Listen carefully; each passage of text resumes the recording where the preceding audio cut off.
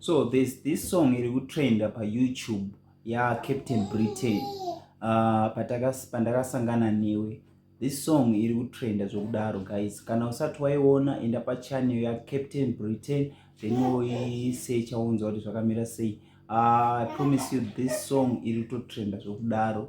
Ndinoda kuti munozvinzwira mega, handisuda zvokutaura zvakawanda, munozvinzwira mega, or I will just play a short clip then monzwa kuti zvakamira sei. So let's get into today's business, today's video. Pazara nhasi guys, ndakunzira video yaCaptain Britain na Tinashe Mutaris. As you can see kuti Captain Britain akabudisa video rupisa.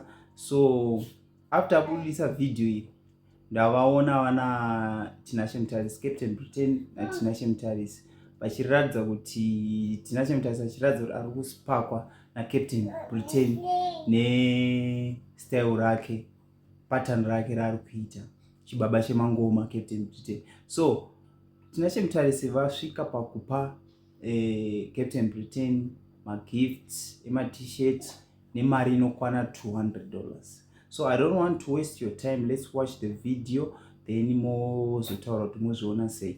Don't forget to like, subscribe, share. Thank you guys. So you say? Bro. Shabude. Yeah, bro. So Captain Britain. Yeah. Before you go, snake a present. Present. Yeah. Alright. So tine ma shirts Alright. two. They good to. Alright. True. But $100 bro. Kupega shirt. Kupega $100. Alright.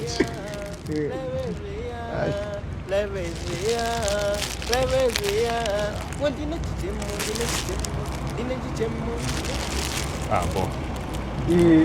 YouTube footage. Huh? 100.